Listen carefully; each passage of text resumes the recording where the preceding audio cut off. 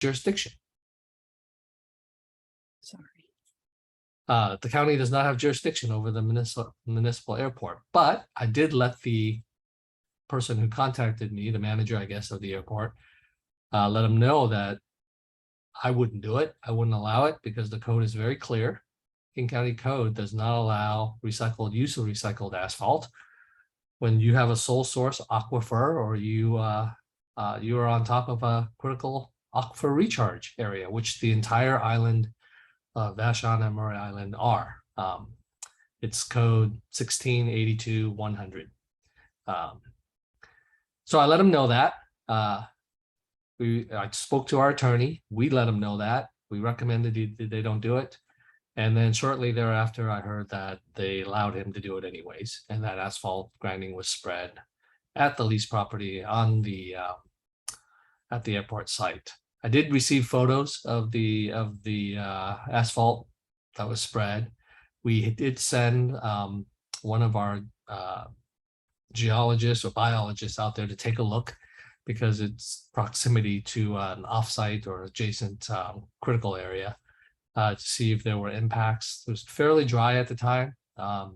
So we're just assessing whether we need to take additional action outside the boundaries of the airport that may be impacted by that asphalt grinding. Long story short, we didn't have jurisdiction. We let them know they shouldn't do it, and they did it anyways. Happy to answer any questions at the moment. That's the latest information that I know of. If he's doing more of that, if Mr. Hoffman is selling more of that asphalt across the island that I'm not aware of, and or somebody is aware of, please let us know.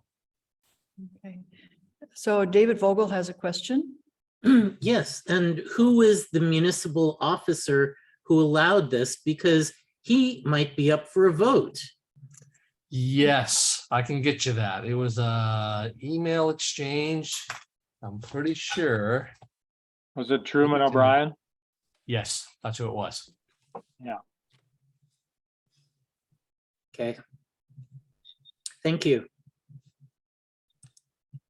Okay, So, Kevin. sorry. I'd Oh. like to correct what I understand to be the record. I understand Truman O'Brien is not at all happy that a person who owns a hangar at the airport contracted with the individual with the ground asphalt and installed it. I do not believe that they coordinated that with the airport commission in any fashion. And I believe Truman is quite upset that they now have to take action to address the possible contamination of groundwater and the headwaters of Shingle Mill Creek. So I would be very cautious about assuming that Truman had anything to do to endorse the current situation. Thanks for clarifying that, Kevin. You're welcome. Anyone else have any questions about it or want to say anything? Okay. Wait, Diane, I was just going to say, Kevin, thank you so much for saying that. I know that David said that as well, but I appreciate that. I'd like to add to Truman approached the Groundwater Protection Committee, and we had a meeting last week on site to take a look at the whole thing and hear about it. And yes, I will say Truman's been very involved in actually looking into this and trying to remediate and fix it, and is certainly in no way was in support of the asphalt being put there, and has been looking into what can be done to actually have it removed. Thank you, Morgan. So Jim, would you have something to say here? Yes. I'm just going to try to confirm who that person was. Yep, it was Commissioner O'Brien. Yep, that's who it was. Hi, Jim. This is Jim Garrison. So who would we contact you if we know of further driveways that are being spread with that stuff? Yes. Yeah, contact myself, or you can use the King County online complaint, enforcement complaint, and do a formal complaint. The more information that we can receive on that is better. Okay. Do you have, what's your contact? Your phone number or? Yeah, my email. I'll put it in the chat if that's okay. More helpful. Yep. Okay. Thank you very much, Jim. You bet. Jim Garrison, I think I remember you from, didn't you used to oversee a water purveyor, or Yeah, we were pretty heavily involved in the beginning of the complaint process. Oh, yes, I'm well aware. Thank you. Good to hear from you. Okay, well, Jim, are there any other questions for Jim, as long as he's here? It looks like Bong is here representing Yes. local services and can talk about the trash cans. Hi, guys. Hi, Bong. Hey, Bong Sto Domingo, local services. Regarding your question about the trash cans or how much it will cost the community to install and empty trash cans in town, we unfortunately don't have an answer for that. However, looks like within a couple of weeks, we should be installing the trash cans. Oh, Yeah, well, it's been held because we're waiting for parts like liners to put on the trash cans, because we're not just gonna put it out there without the liners installed. And I was told that the liners came and they're busy putting it on, so you'll be getting about 20, I think, trash cans up to all over town as far as the art center. So, and David Bogle was part of that selecting committee when we went around town, and he helped us pinpoint where this trash can should be located, which we followed. Just to keep everyone in mind, to let you know that this is a pilot program, and we have $20,000 in the budget to do this for this year. you do? Yeah, that probably might go fast. I mean, we have to pay for the dump fees. It's not like a freebie. So, and right now we are, the former Conservation Corps will be doing the pickup. And then, but we're looking for, sustainable options after 1 year. So we're looking for funding, how to fund this. Okay. So again, it's a pilot program. Hoping it'll be successful for 1 year, and then we'll see what happens the following year. Any questions for me? Kim has a question here. Yeah. For clarification, we said the Center for the Arts. Are we talking about the Vashon Center for the Arts? And then where are the trash cans? Those 20 trash cans are going from what part of town to what part of town? Can you hear her? No, there's a lot of echo. There's something about where in the art center. Sure.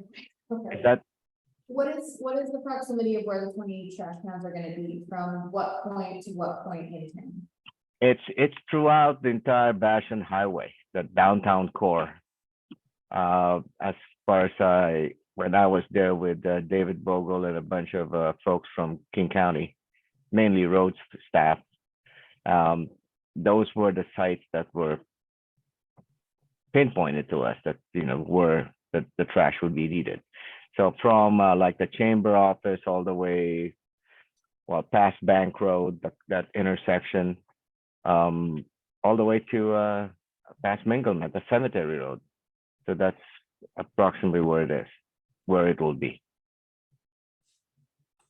Thank you very much. That's a lot of trash cans. Yeah. Well, There's is questions. it 9 or 10, Bong? No, there's more than that. I was told there's about 20.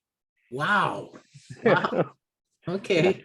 So I've got a quick comment. First of all, thank you very much, Bong, for facilitating this whole operation. And I think one way to really save on this whole operation in terms of dump fees is to have paired recycling and trash. And then the recycling, we don't pay anything for. There's no dump fees for that because it's free for the transfer station for recycling all of our commingled recycling. Yeah. And the trash, there is a tipping fee for that. So one way to make the $20,000 go a lot farther and to promote recycling on the island, is to have them paired together, one next to each other, wherever. And if you've got 20 of them, 10 pairs would be perfect. One for trash and one for recycling. I think we talked about that at a previous meeting. We did. And I pushed it up the chain, but right now we were stuck with the original request of the trash cans. So we want to make sure that we are able to get the trash cans to begin with, because mind you, these are recycled trash cans. They're not new. New ones will just be too cost prohibitive. And we're talking about trash cans that you don't buy at Lowe's. You know, we're talking about trash cans that will need to be bolted to Heavy the duty, ground. sure. Heavy duty, yeah. And so, I mean, thank God we found some surplus out there. So we're continuously. I mean, it's behind our minds. I mean, we're thinking about it. You know, John will have to make a decision whether, you know, we can do it. Actually, we can find those types of recycled receptacles. Well, might I suggest that in the initial distribution that you just do 10 of them? So we have the option of using the other ones for the recycled part right next to it. You know, so when people are making a decision to toss something, they can either recycle it or send it to the landfill. And, you know, we're already doing that at Ober Park and all the way at the Village Green. We've got both commingled recycling and trash that the parks is emptying on every other day basis. But could you comment how often they will be emptied by the Corps? My Conservation understanding Corps? it's going to be a weekly Once tour. a week? Okay. Once a week. Okay. I'm also having a good conversation with the Chamber of Commerce because they want that to happen right away, and they're urging their storefront businesses to manage the trash cans in front of them. In that way that we can just pick it up and just dump it. I mean, you know, if it's like a week, you know, that could be a war zone looking after 1 week, you know, so possibly more than 1 week, once a week. But right now, that's what we have. Okay. Yeah. Well, thanks for all your efforts to try to get the recycling added to it as soon as possible. Okay. We appreciate that. You're welcome. Oops. Still there? Yeah. Hello, old buddy. How you doing? How you doing, my man? So just some words of caution. First, you want to know how much it costs a county employee to install a trash can plus the cost? Troy Jager in Metro is responsible for Metro's trash can program. He can tell you just like that. And another thing on the recycling and the problems, I managed the program for 4 years recently. People dump their home garbage in the recycle and things like that. If there's a garbage can, they will come, and garbage cans will be full. Once a week will not cut the mustard, but there's ways to deal with that. So I have a question on whose resources? Is it local services that are gonna fund this? Yep, it is local services right now. Yeah, because some trash cans exist already at bus stops, you know?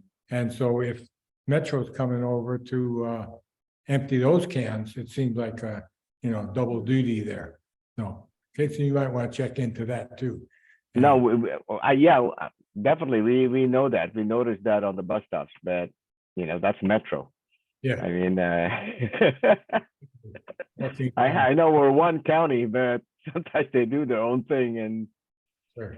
you know, I haven't seen any trash cans on the Metro stops on Vashon. I see them off island on the Metro stops, but not on Vashon.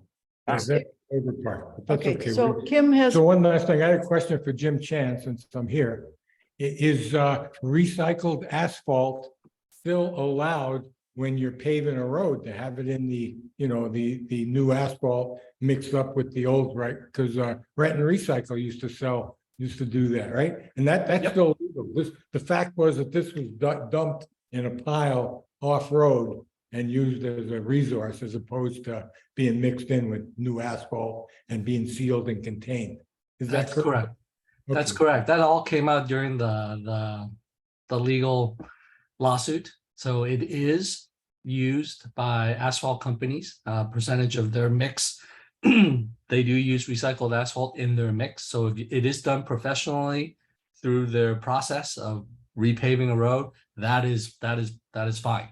It just can't be, you know, just picked up, like you said, and dumped in a gravel driveway and then stomped on, and, you know, without any type of treatment or professional mix into their process. Correct. Because county's been using that process, the roads department, for 20 years or more. So good way to reduce and reuse and stuff like that. Thank That's you. right. Thank you. Kim has a question. You want to come on over? Okay.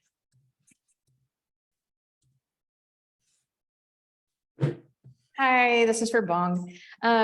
Steve, hi, Steve. We worked with Steve and his team to install the recycle garbage cans at the Village Green a couple years ago. And so I think one of the struggles that we're still seeing is that people aren't sorting as much as we want them to, just making sure that if we are installing additional cans, that we have the infrastructure for those items to be sorted. And if we currently are asking, or the chamber is asking for the businesses to navigate those garbage cans, I don't see that being sustainable with the recycling. So I just would love for our island to have a better recycle program. And I know it needs to start somewhere, but certainly keeping in mind that someone has to sort that. And it sounds like your team maybe not have the ability to do that. And I think that's our biggest issue is one with recycling. Somebody has to do all of that stuff, and we really don't have the capacity to do it. But you know, the conversation is open. You know, I'm bringing it back up again and letting them know that folks are really interested in getting a recycle paired with the trash cans. Again, we're you know, this is a pilot program in response to folks who ask for trash cans. They never really mentioned anything about recycled cans until they heard that, oh, the county's bringing trash cans here. And all of a sudden we heard about the recycle.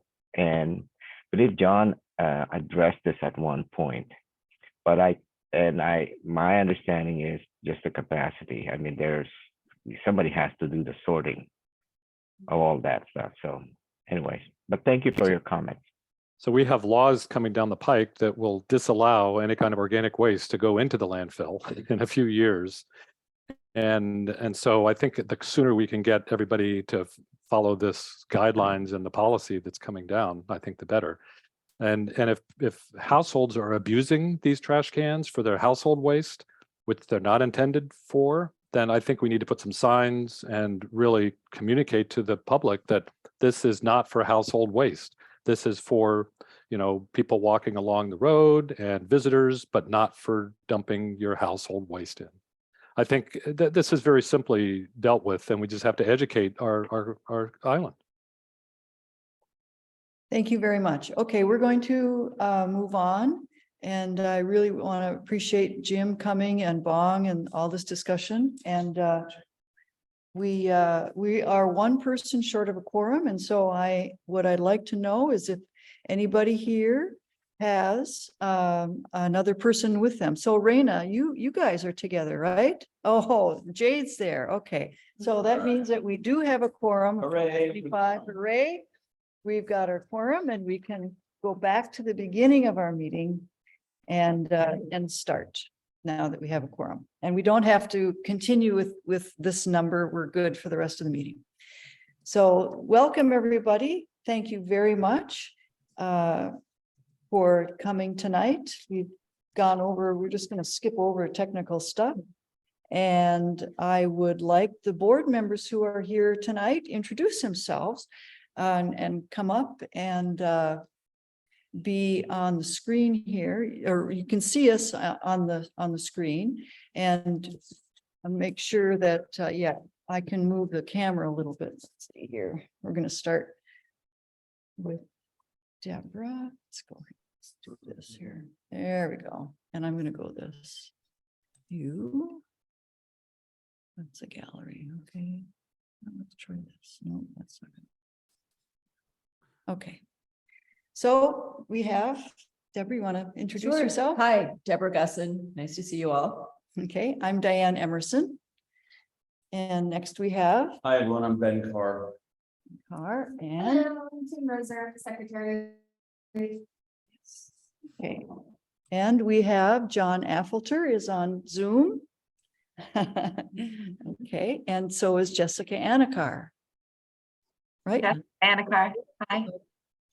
And who else? Is there anybody else that we've got? That should be everybody, I think. Okay, wonderful. So If you see these folks at Thriftway, say hello to them. They're the board members for the community council. All right, so you can buttonhole them. Okay. So now we have committee and board updates. And Morgan, would you please give us an update on Affordable Housing Committee?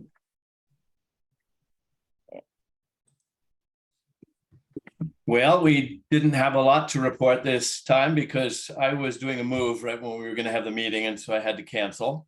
So, but we did have a good meeting the month before, and we've got a bunch of things going that have to do with taking a look at the planned changes that the county is doing for the zoning that affects the town, and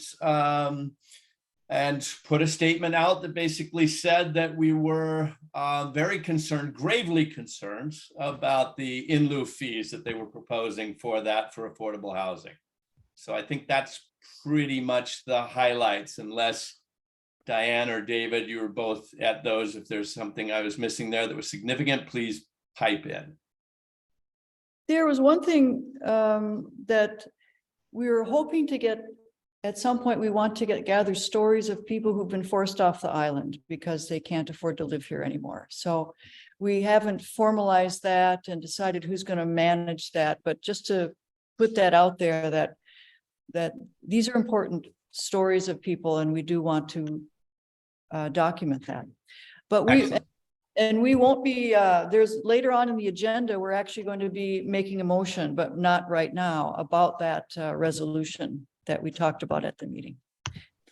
And also talked a bunch about ADUs and how to try to encourage the development and the implementation of ADUs within the town area and on the sewer district. Yes, and people will be hearing more about that. Yeah. So I know, Art, you have your hand up. Did you want to say anything right now, or wait until we talk about the resolution and the motion? Hi, Diane. The reason I had my hand up was simply because I didn't hear you count my name as one of the members present, so. Oh, we were only counting board members, Art. Okay, sorry. That's why. You want to be on the board? Thinking about it.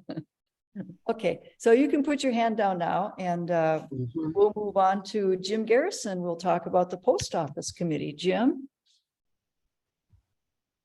Yeah, hi there. We met on, what was it, the 11th? Yeah. 9th, sorry. Oh.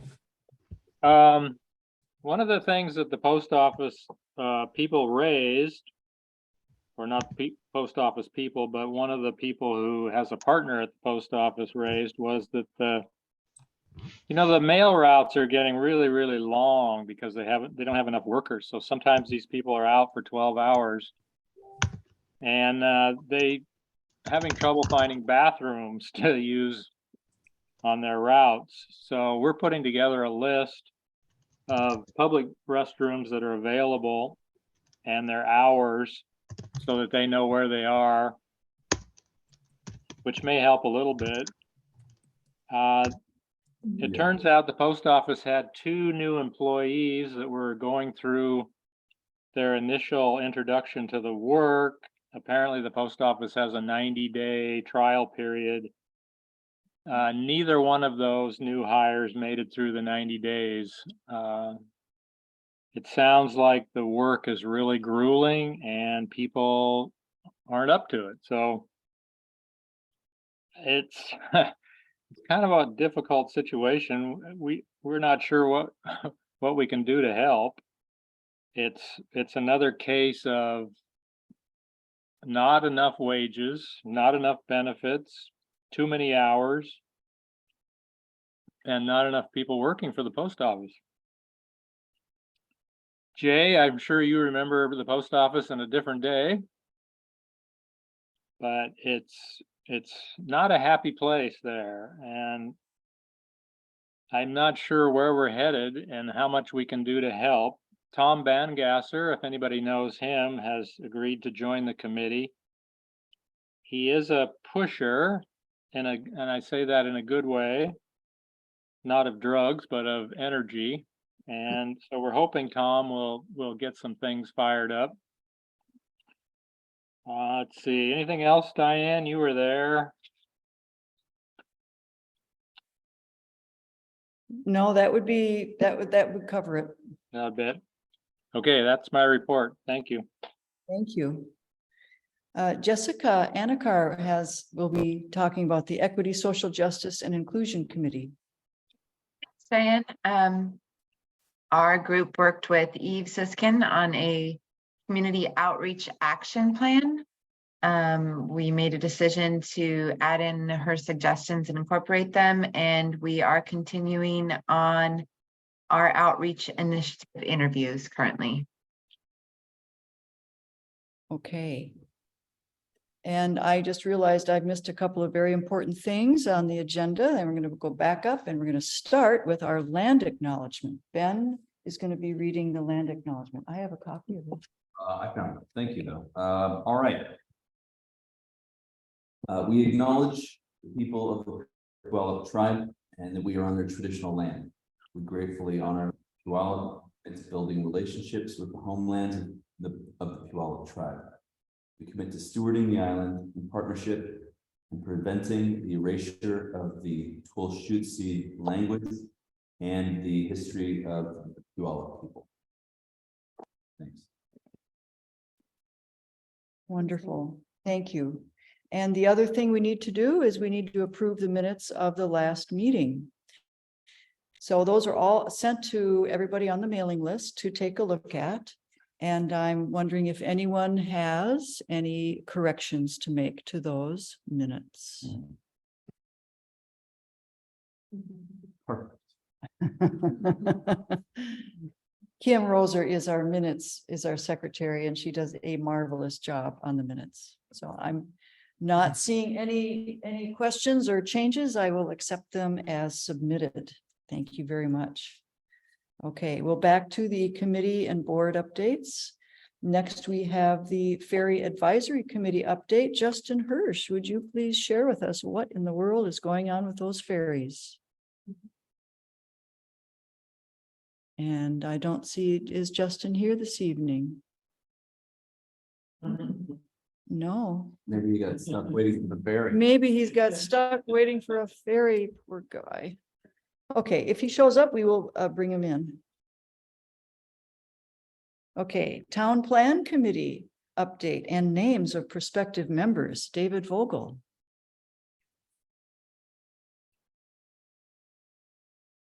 You're muted, David. Okay. All right. Well, I just want to say that we have had a very good, I don't know if you'd call it a turnout, but applications for the Town Plan Committee have been very good. We've got very qualified people, and I am submitting their name today for a vote to accept 12 of these prospective members, these applicants, at the meeting in June, the Community Council meeting. So right now, what I'd like to do is go through the list, name them, and give a very brief synopsis about their qualifications and their experience. We have Adrian Forrest, and this is going alphabetical order by first name, which is, I don't know, that's a brilliant idea. I've always had to be at the end of the line, so it's nice. Anyway, Adrian Forrest is retired, and she's lived on the island since 1968 and cares very much about the future of our little island. Allison Halstead Reed, as executive director of at Vashon Center for the Arts, the largest employer of artists and creative workers on Vashon. I'm keenly aware of the need for affordable housing to attract workers and sustain our island's economic and cultural diversity. As a longtime islander, creative worker, and single household renter, this issue is important to me. Amy Dreyer indicates, hi, I'm a longtime community member and the executive director at the Vashon Chamber of Commerce.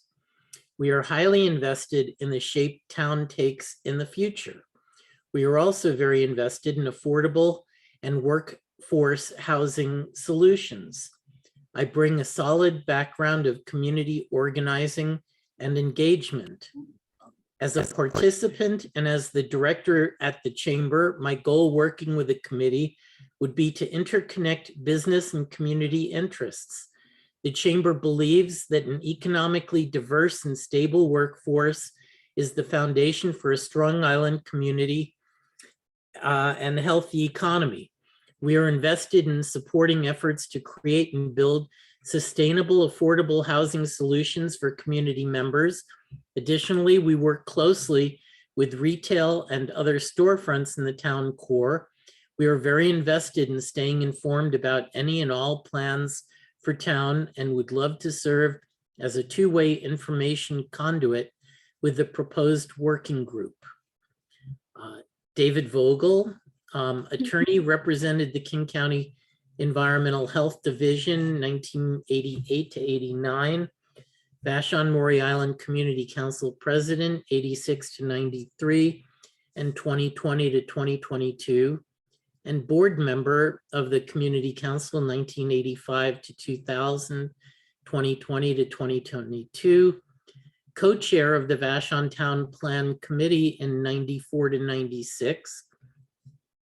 Co-chair of the Vashon Street Naming Committee, Vashon Household Board Member 2000 to 2002. Los Osos, California Community Service District Board Member elected 2010 to 2013.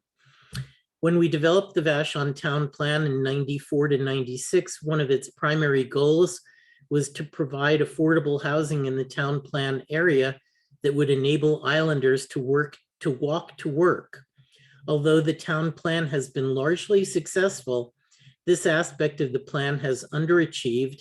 And in the 2024 update of the King County Comprehensive Plan, the county has indicated that it wants to address this issue by revisiting the special district overlay and P suffix conditions.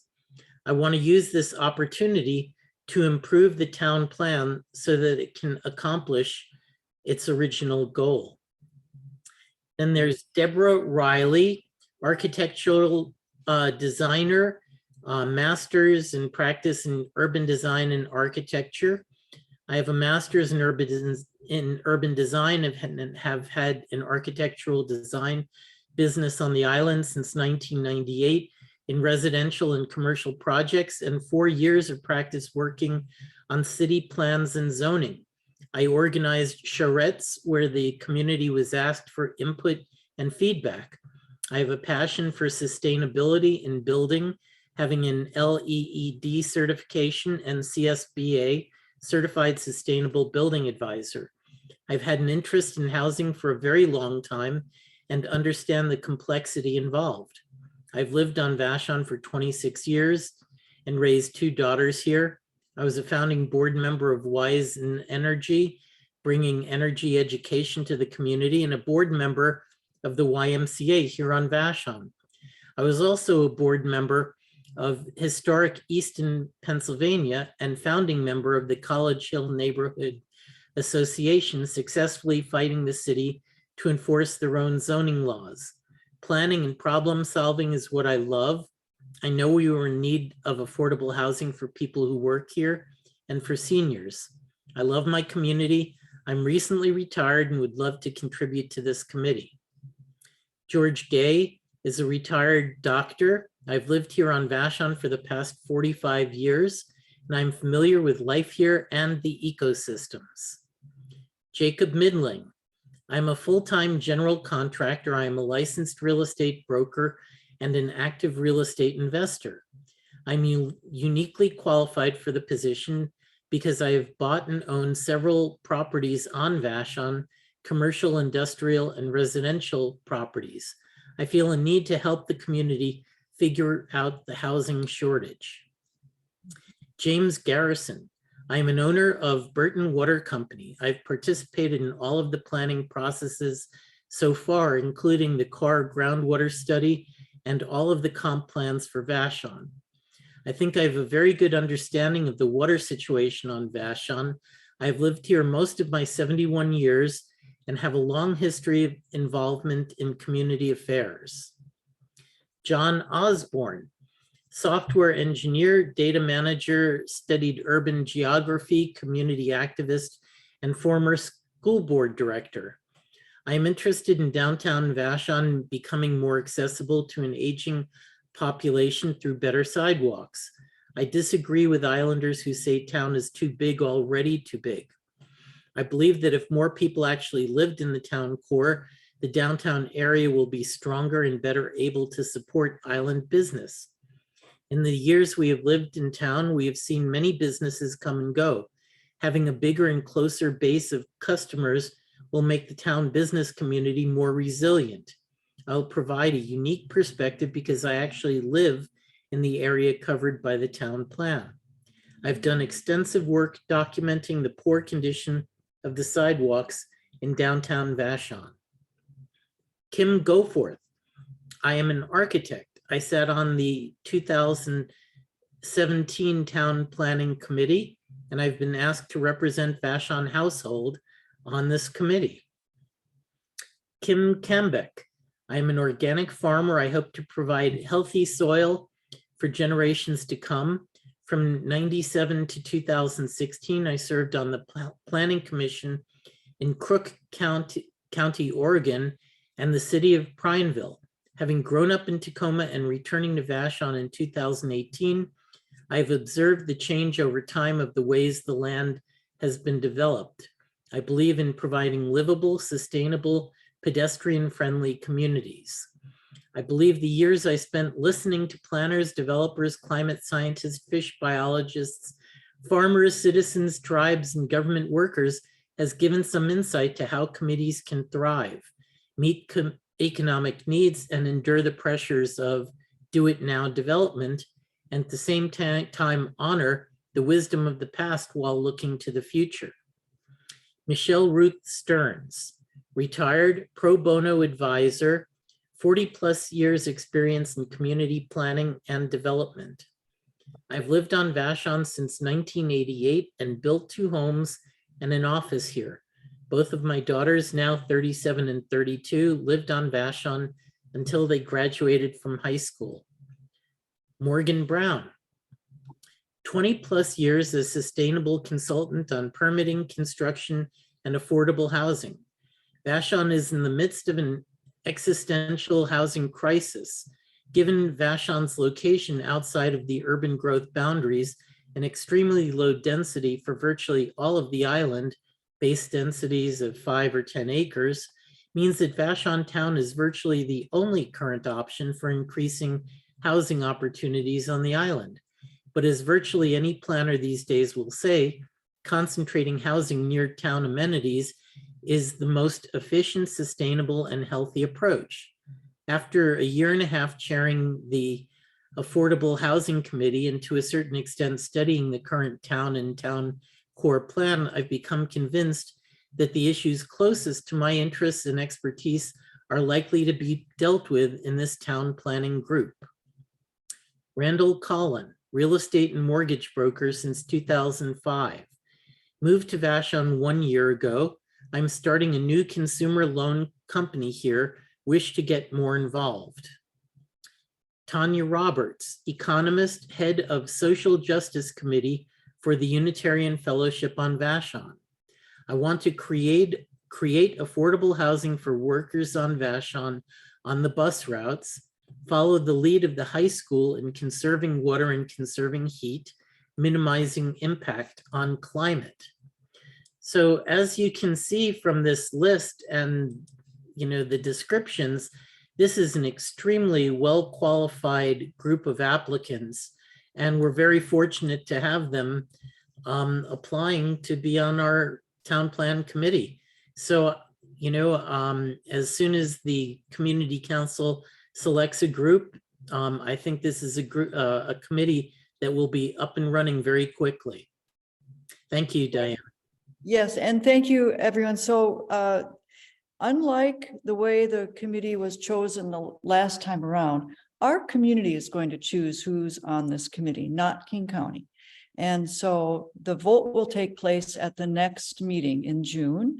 And we'll ask all of these folks to show up so they can introduce themselves.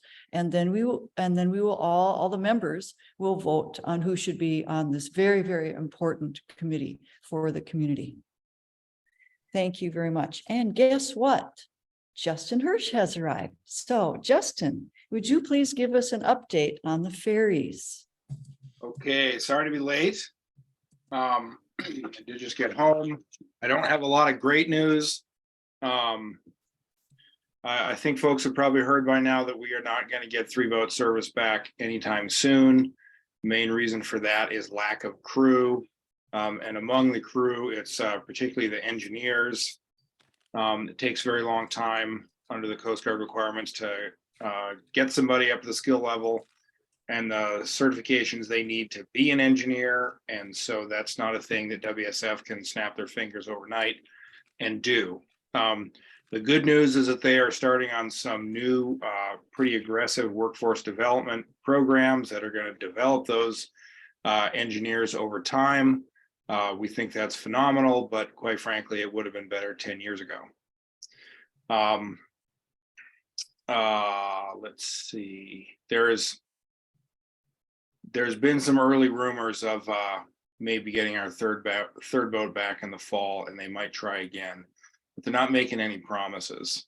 You might have seen that some sailings got taken off the schedule, particularly in the middle of the day.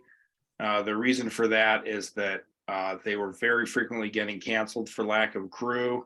WSF has represented to us that they will reinstate those sailings if and when they have crew members available, including sometimes at the last minute. So get on the text alerts. They should be sending out text alerts when they have additional crew available to run those extra sailings. But they felt it was better to not promise them or create an expectation that they would be there, because people would then rely on them and likely be disappointed.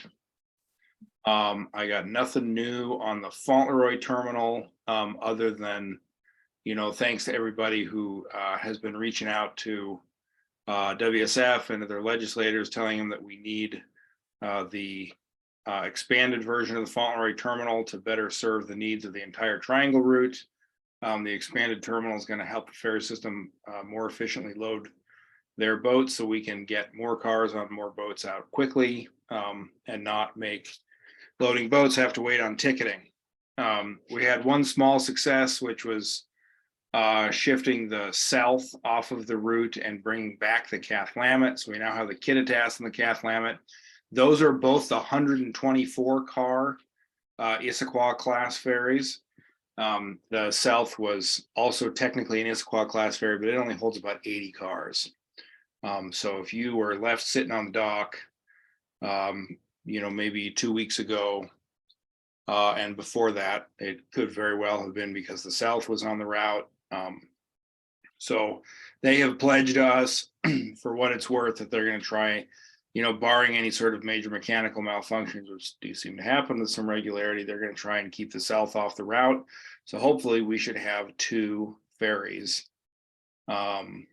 2 full-size Issaquah class ferries for the rest of the busy summer.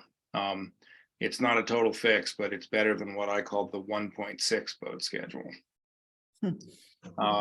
Last bit from me. So WSF is going through their spring 2023 community meetings.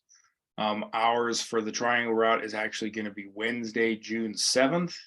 It'll be 6 p.m. It'll be online via Zoom. And I'm going to put a link in the chat right now. That is how we're going to find more information on those community meetings. So I think that's it for me, and I'm happy to answer any questions that I can. And I hope folks remember that I'm just a volunteer island resident, and I'm not a WSF employee, so I can't speak for them. Does anyone have any questions for Justin? Anybody here? Anybody on the Zoom call? Raise your hand electronically if you can, so that we can see it.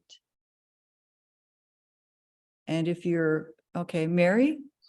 Justin, thank you so much for that concise and update on the WSF. It's a process, and we just appreciate the work that you're doing. Thank you very much. I appreciate that. Okay, anyone else? Okay, thank you very, very much, Justin, for joining us tonight and giving us that update. The good news is, well, there'll be bigger boats than what they were, but we're still not at 3 boats for quite a while. Yep. Any alternative that people can work out to single vehicle occupancy is going to be a good thing. Okay, and next we have Jake Jacobovich on the transportation, our new transportation committee. You want to come up, Jake, and talk about this committee? Yeah, I'm Jake Jacobovich. I've lived here 47 years. I worked for King County Department of Transportation for 37 years. I just retired in November. And that's why the Community Council Board here fingered me to be the interim chair of that meeting, of that committee. So I have been trying to feel out the community and see who would be a good fit to be on that committee. I first wanted to start with John Taylor, where last meeting, the board here, or the community council, authorized this committee to go forward. And so I wanted to have a talk with him just to let him know that it's not an adversarial type of thing. It's to work together to get things resolved. And it's not as much local island employees work. It's structural, it's resource and funding. There's so much that they can't do that they see and they'd want to do, but the money's not there. And so he didn't show up last month, and I contacted him twice in the interim recently in the last 2 weeks. Once with an email, once with a phone call, haven't heard anything.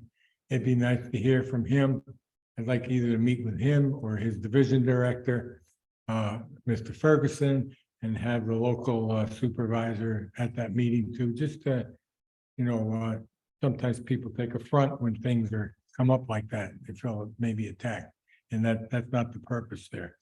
Transportation on this island, people don't realize how many things are affected. Our stream crossings through the roads and our habitat is affected. The county funds a DART program. Metro Transit funds bus service, water taxi, van pool. WashDOT offers grants. I've gotten grants as a private citizen for the school district for various things, like the sidewalks that go all the ways around the elementary school and the middle school. The mobility for seniors, community developed block grants, which the senior center can get one of those.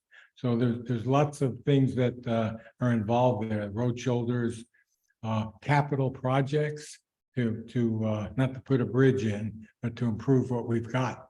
And I was very disappointed today as I saw a whole herd of mallards on the Burton Bridge there. They were county engineers checking out capital projects that they got in the hopper. And I don't believe anybody here was aware of that, and these are all people I know very well personally and stuff like that. So I will mention that to John Taylor, if he could provide the council with a list of that. I know the transportation needs report comes up every year or two, and that's also what initiates the capital program with input from the community. So just a whole bunch of things going on that get rolling here really quick. And if anybody's interested in being on the transportation committee, my email address is Vashon1, all spelled out, at AOL.com, or just Google my name, you'll see it. Or my phone number is 650-JAKE, 206-650-5253. 5253 on the keypad is Jake, so easy to remember.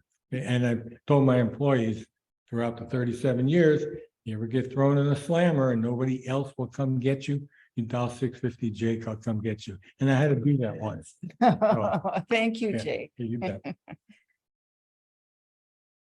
So that's our new transportation committee, and oh my gosh, we're going to be hearing a lot more about that. And anyone who wants to join would be fabulous. Okay, and now we have a board update, and I'm sorry to have to report that Michaela Olivari has resigned the board due to time conflicts with her new business, the Vashon Community Pub and Smokehouse, which is very, very busy on Thursday nights. She is still going to be helping in major ways with the community, with the Strawberry Festival, though. So we do have openings on the board, and I would really, really love it if someone would, if people who are on this meeting tonight would give it some serious consideration to joining the board. And please contact me. My number is readily available if you'd like to talk more about it and the possibilities. I'm not sure you can zoom out the photo, just. Okay, I can zoom out. That's that button right there. Okay. There we go. Little technical issue here. Okay, so that's the plus and the minus. Got it. If you want to play around with it. Yeah, I might. It's kind of fun. Oh, look at that. All right. Okay, now we have new business. So now we have a motion to that Morgan Brown would like to move from the Affordable Housing Committee. Morgan, we're ready for that motion. If you could make it for us, please. And you're muted, Morgan.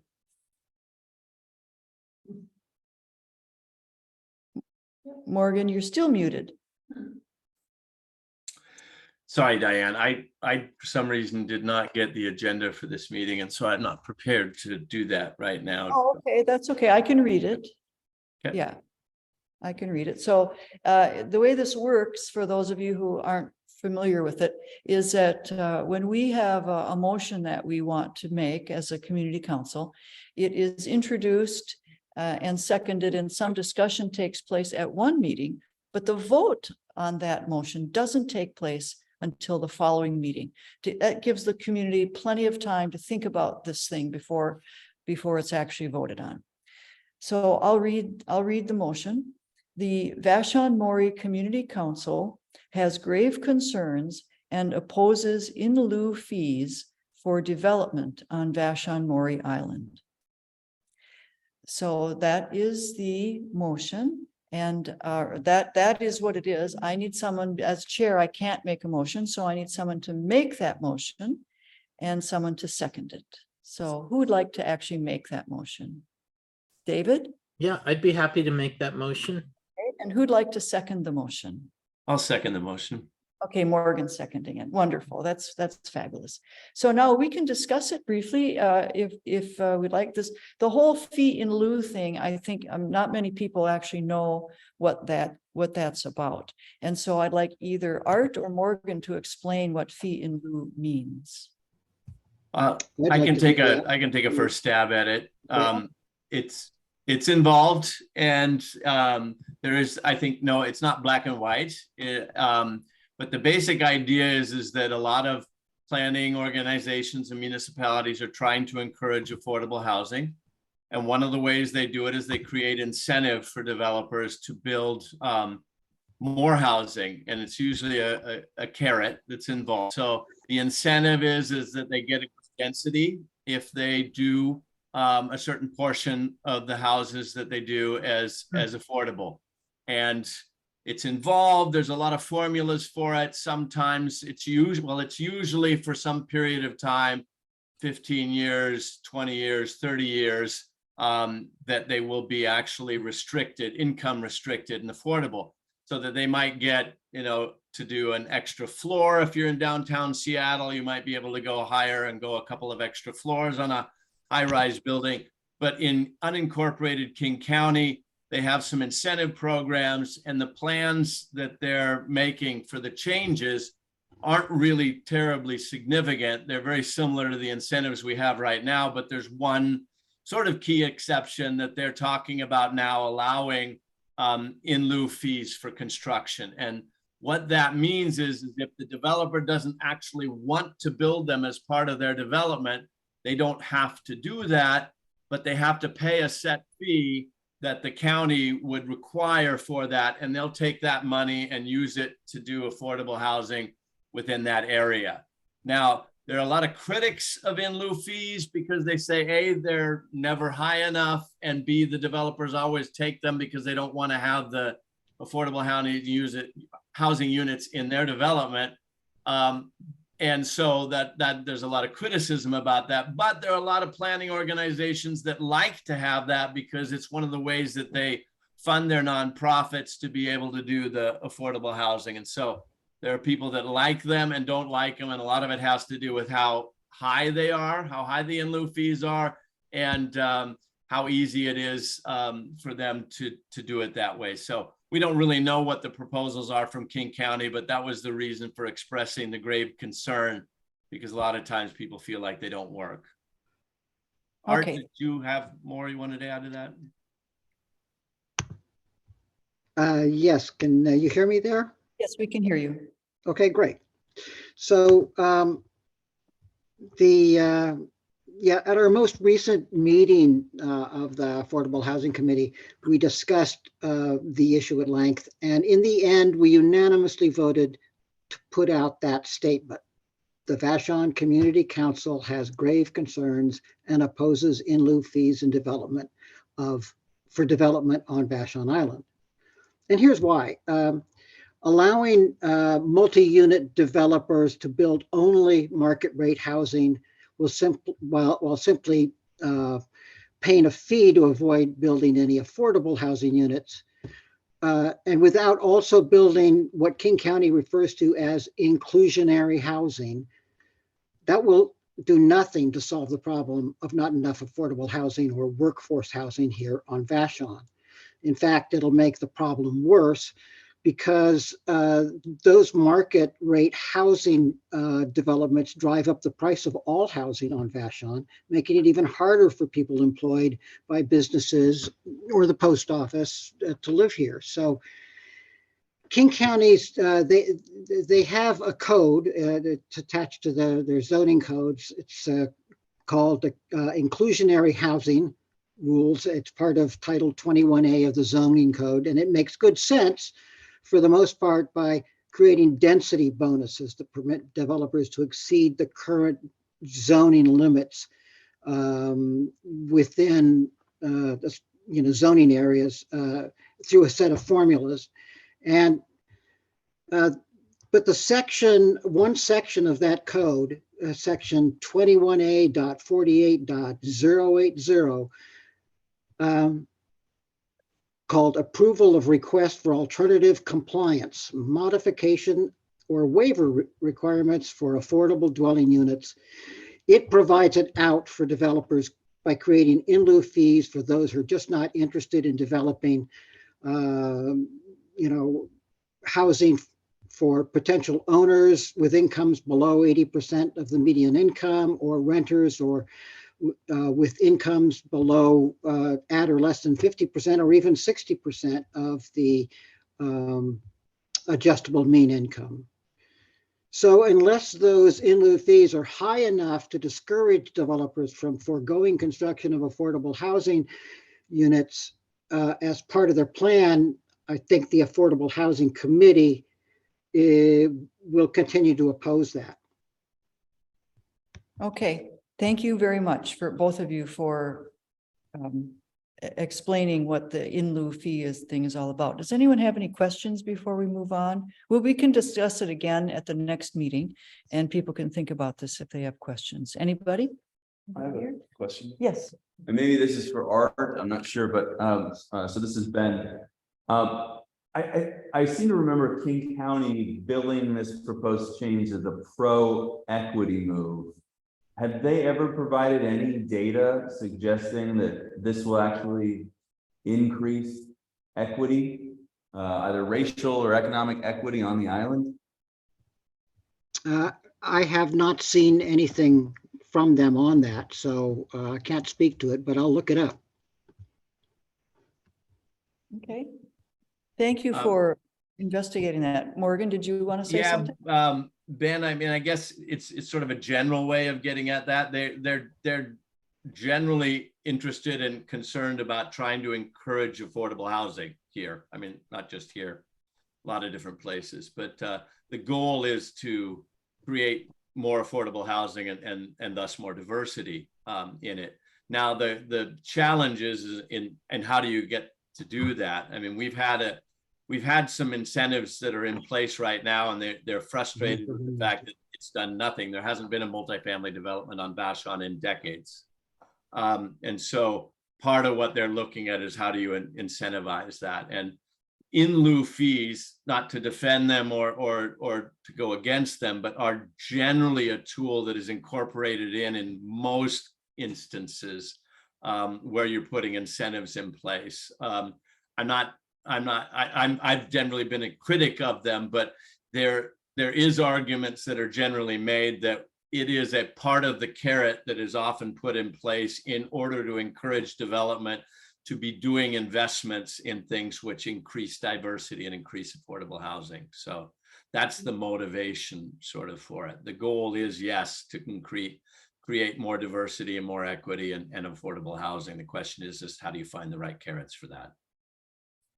Okay, well, thank you very much. Any other questions? We're going to move on.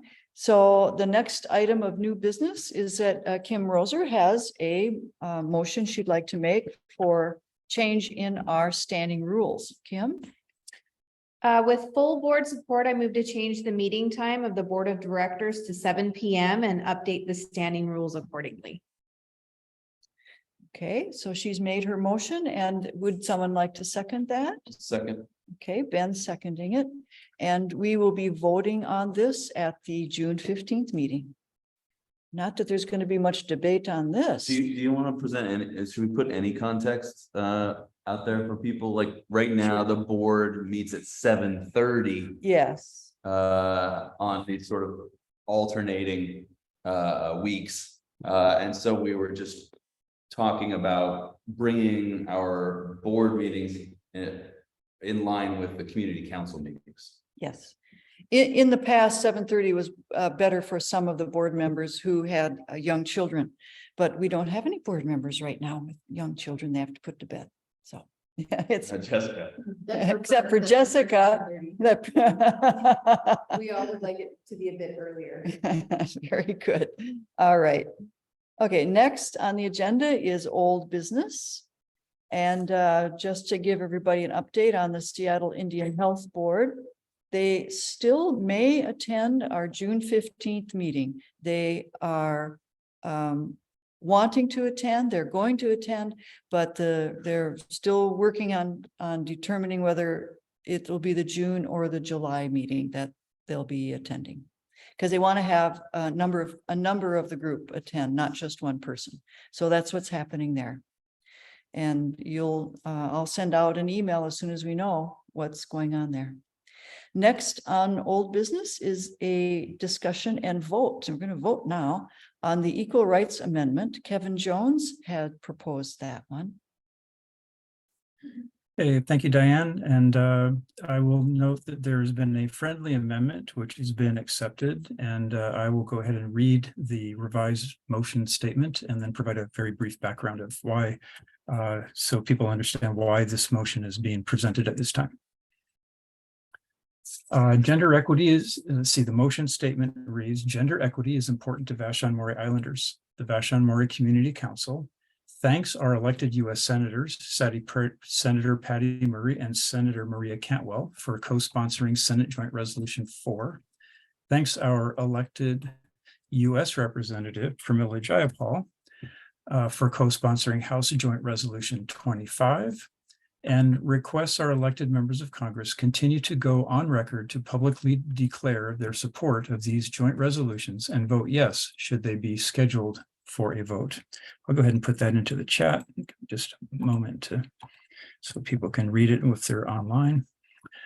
Regarding the reason for the motion, with increasing attacks on women's reproductive autonomy and discrimination against LGBTQ+ individuals, the 28th Amendment, the Equal Rights Amendment, would serve as a new tool for Congress, state legislatures, island or federal agencies and the courts to advance equity and mitigate harm in regards to workforce and pay, education, property rights, divorce, pregnancy discrimination, sexual harassment and violence, reproductive autonomy, and protections for LGBTQ+ individuals. It would also signal to the courts that they should apply a more rigorous level of review to laws and government policies that discriminate on account of sex, making it more likely for such laws and policies to be struck down. This constitutional amendment would affirm and enshrine gender equality in our Constitution, creating an explicit prohibition against sex discrimination in the nation's foundational document. This motion is being brought to the council because the Equal Rights Amendment, which was introduced in 1923, was ratified by the requisite number of states in 2020.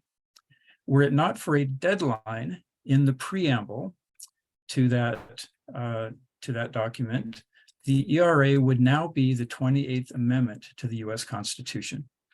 The U.S. Congress joint resolutions referred to in the motion would remove that deadline and affirm that all requirements have been met to assure the Equal Rights Amendment can be confirmed as the 28th Amendment. Just one other note, since Congress put the deadline in place, the belief is that Congress should be able to remove the deadline, which is what those joint resolutions would do. Happy to answer any questions people might have. And thank you, Melvin Mackey, for the friendly amendment. I have a question. I assume maybe there's enough support in the U.S. House. Do we or is there enough support in the U.S. House? The House has not voted on this joint resolution, so the objective of the motion is to make sure that Vashon-Maury Islanders would like our members of Congress to advocate for passage and to vote yes should the joint resolutions be brought forward. The Equal Rights Amendment itself has been ratified by enough states that it does qualify to be the 28th Amendment to the Constitution. Yeah, thanks. I just wasn't sure whether anyone in the House had telegraphed whether they had whipped enough votes to be able to pass this out of the House if it came up for a vote. But maybe we don't have that information. I don't have any information along those lines, and I'm not sure how reliable it would be if we did. But yeah, good question. Thanks. Any other questions from anybody here or on Zoom? Okay, so we'll run a poll now. We're going to do a Zoom poll. And I need some help for people who are here. These are only members can vote on issues like this. So this is a great opportunity to consider being a member so you can vote on these things when they come up at these meetings. So I'm going to launch the poll now.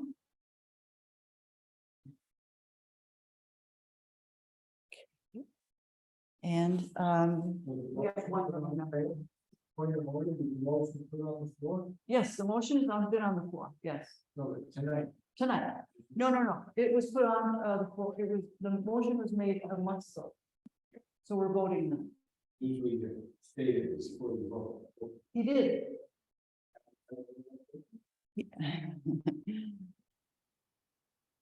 We have one voting member. Yes. Other than board members. Okay. And how are you voting, Jake? Whatever you want. I talked to him about this country. Okay, that would be a yes. Yes. What? My vote? Your vote.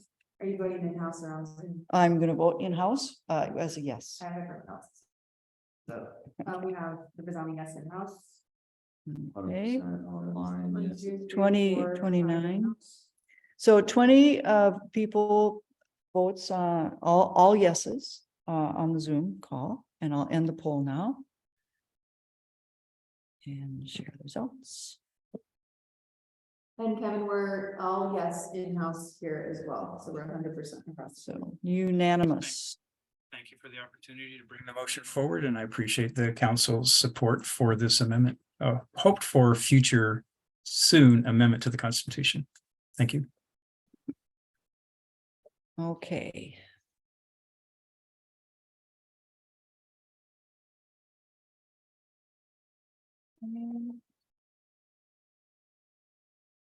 And now we have Kevin on another topic.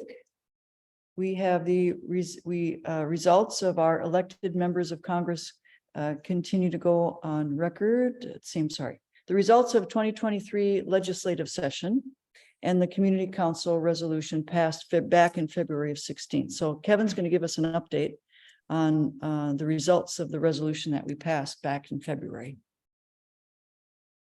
Yes, and Diane, was there a slide that you could make available? Oh, I didn't know I was to make that one available too. Would you like to share your screen? Can you do that? Or I could go find it. I'll have to go ahead and find the slide that I sent for that, but I should be able to do that. You might want to just skip on to the next agenda item. Give me a minute to do that. Sure. Okay. Sorry about that. Yeah. Okay, no worries. So the next agenda item will come back to Kevin. Community updates. We have, do we have an update from John Affelter on propane gas? I recently reached out to all the people who had signed up for having problems with AmeriGas to have them come back to me and give me some feedback on where they were with the process. Of the 22 people who were signed up, I only got one response back, so I'm a little concerned that maybe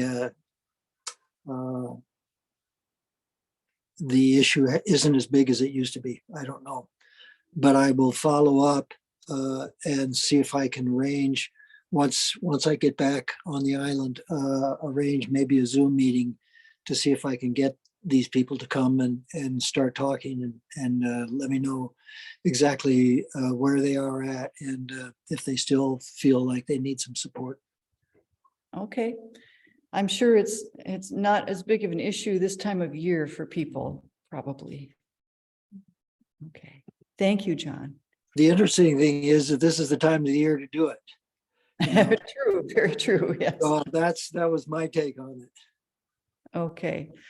So Kevin, do you have your document ready? I can make you Still searching through the directory to find the right folder, but I'll let you know when I have it. Okay, very good. So then we can go with the library update. Come on up. You just come on up because this is our microphone and our speaker. So we can zoom in. Would you like to zoom in just so that we can see? Boys and new toys. Oh, and there's Stephen. Oh, Stephen's there. Okay. Stephen's there. He's not feeling well, so he wasn't able to be here tonight, but he is on Zoom. So we're happy to see him. Do you mind letting me know your name? Oh, yes. So the reason I'm here, one of the reasons, is to introduce myself. I am Mary Sue Hauser, and I am the regional manager for the King County Library System for the Olympic region, which includes Vashon. And Stephen is also our library information services manager. And Marion Kamansky is here, who's the operations manager for the Vashon branch. And we have some announcements to make besides my introducing myself, although it is, I always joke, it is always all about me. We also have a new librarian starting. Her name is Sam Harris, and she'll be starting in mid-June. Her primary focus will be on teens and adult library services. So we're very excited to have a new librarian. And you may be aware, King County Library System, May 9th went fines free. So that's a big deal. We no longer charge overdue fines. So if you have books at home that you have not returned because you didn't want to pay the overdue fine, if you come into the library now, they will tell you that you've been granted amnesty and freedom from those overdue fines, and they will no longer accrue. Now, if you have an item that has gone to lost or missing and you can't return it, you will still have to pay to replace the item that's been lost, but there are no longer any overdue fines. So that's very exciting. And I'm going to let Marion come up and talk about expanded hours that have happened at the library and also some programming that's going on. Wonderful, thank you.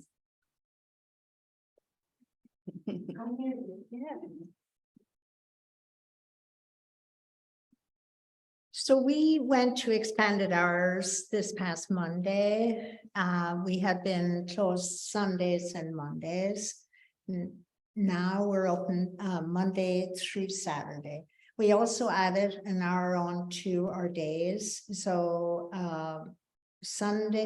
Monday, Thursday, Friday, and Saturday, we're open till 6. And when Tuesday and Wednesday, we open at 12 and we close at 8. So we have a fair few extra hours. We are going to start summer reading June 1st, and it's a big program that we have every year for school-age children, plus adults can do it too. They can participate.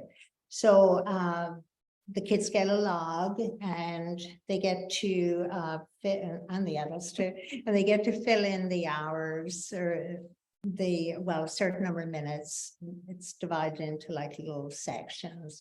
And when they complete half of the log, they can get like midway prize. And also when they finish, they get a finisher prize. And this year, the finisher prize is a journal and the halfway prize is a patch. Yeah, so any questions? What is the date of the summer reading log?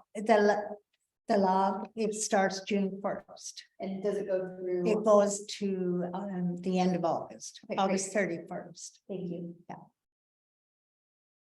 And those are ours if you want to hang on to that. That's great. Any questions from the folks on Zoom about the library?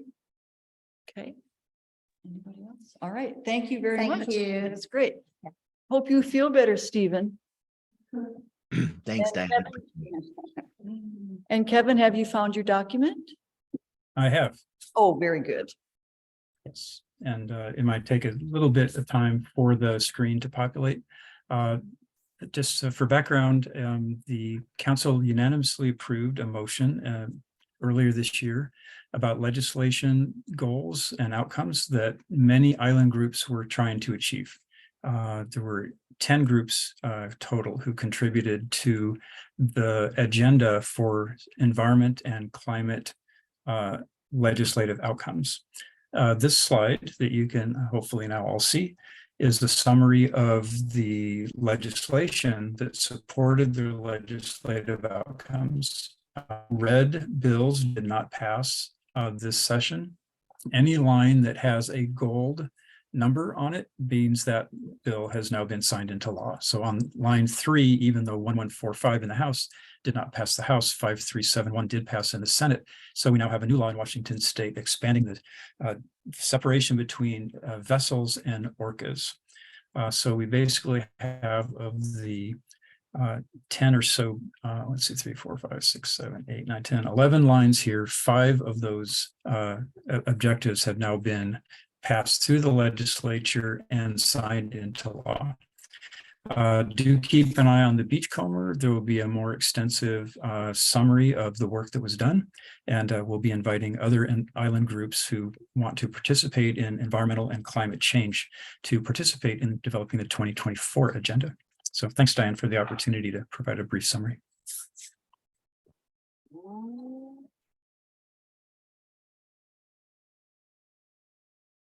Unless there's no questions, I assume you'll go on to the next meeting item.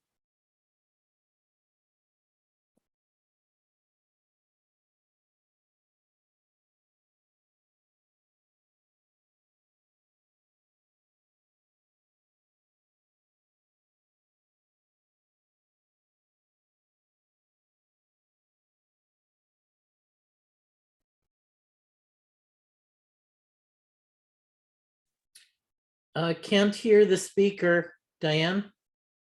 That's why. Sorry, I had to mute because there was noise in the room. So we're on community updates and I'm just wondering, and I want to thank you, Kevin, for doing that. And are there any more community updates that anyone would like to offer? Because we do have extra time tonight.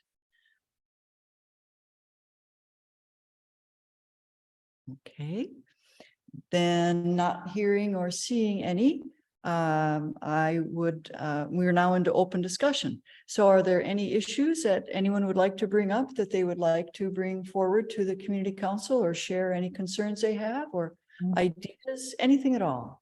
We rarely have time for this, so it'd be really wonderful if we do have some time for people to talk. Debbie has your hand up. Go, Debbie. Okay, I couldn't get my unmute done quick enough before the library stopped. I just wonder, there's so much talk about book banning and stuff around the country. I wondered if Vashon has been had any issues related to that. So let me just give you a little background.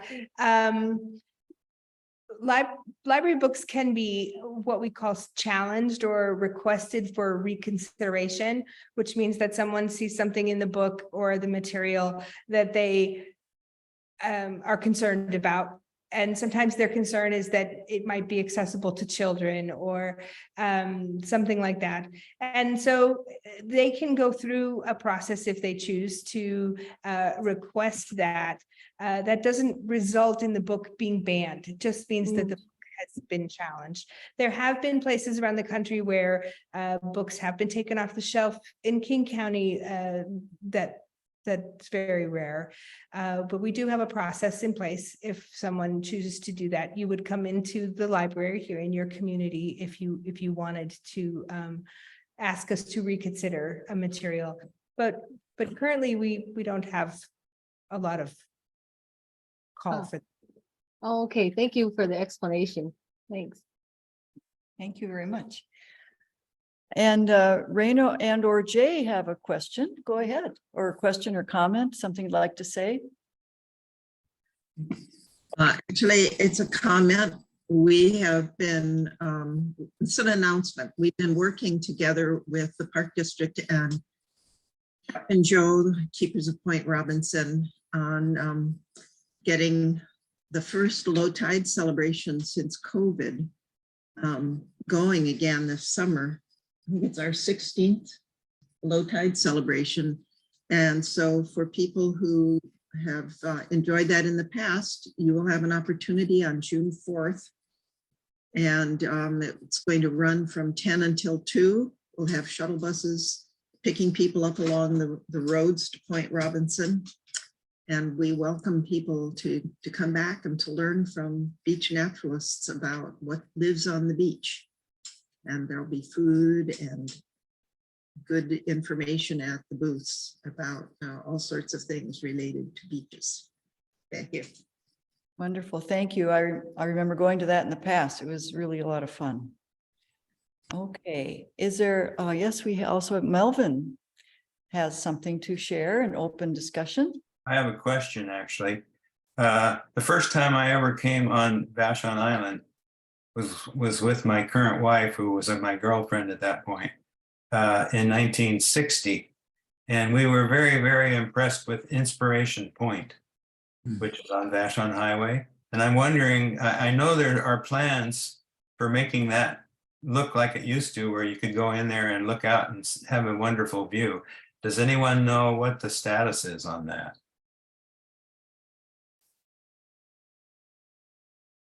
That's my question. The status of Inspiration Point. Does anyone happen to know? I guess not. If you want to cut the tree, If you know anything about, would you come up and share? Because he can't hear you. Yeah, that's all good for this, so I don't know. Oh, well, no one else is offering anything, so maybe a little bit of history would be fine.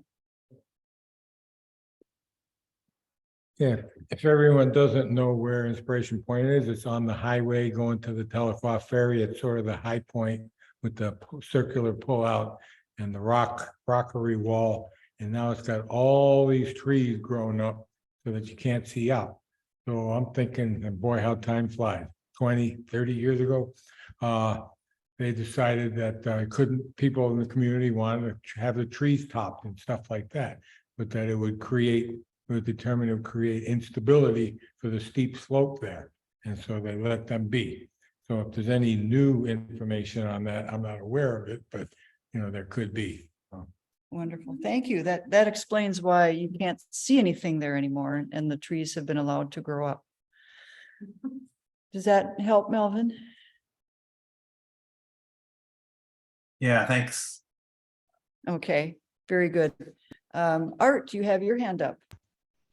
Yeah, hi. I was just wanted to ask about the low tide festival. What beach are we talking about? Where this is going to be held? And Point Robinson. It's at at Point Point Robinson. Robinson. Okay, and that's on Saturday. It's June 4th. Is that Saturday or Oh, June Sunday? 4th. Yeah, I think it's. Okay, great. Good. Thank you very much. Yeah, it's a Sunday. June, okay. And Debbie Jackson, you have your hand up. Oh, yeah, just about the Inspiration Point. This is probably already known, but I thought I read in the Beachcomber or somewhere that definitely was one of the projects of the park district, and maybe another group.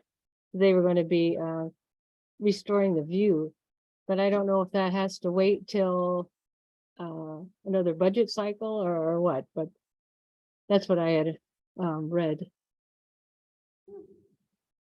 Okay, so restoring the view and trying to maintain the slope somehow. Yeah. Okay, very good. So I don't see anyone else's hands up. Art, I'm gonna go ahead and lower your hand because you're done. Anyone else? They'd like to offer anything or share? We have any involvement in candidates, forum and stuff like that, or is that the meeting with the voters or partner with that? I just want to repeat the question. So Jake was wondering if we have any involvement in election candidates, and yes, we do. There's a couple of things the community council is going to do. We are going to co-sponsor with the Chamber of Commerce a forum for the people who are running for our district seat on the King County Council, just that position alone. And with the board decided at our last meeting that at our September meeting this year, will be totally devoted to people who are on our Vashon ballot to come and speak briefly, introduce themselves, and be able to ask for the community to ask questions of them. So our September meeting is going to be all about the election. Does that help, Jake? Yeah. Very good. Okay, so that's that. And so I think we're done. I will entertain a move to adjourn. Our next meeting is Thursday, June 15th, 7:00 p.m. on Zoom and the Land Trust building as usual. I move to adjourn. Second.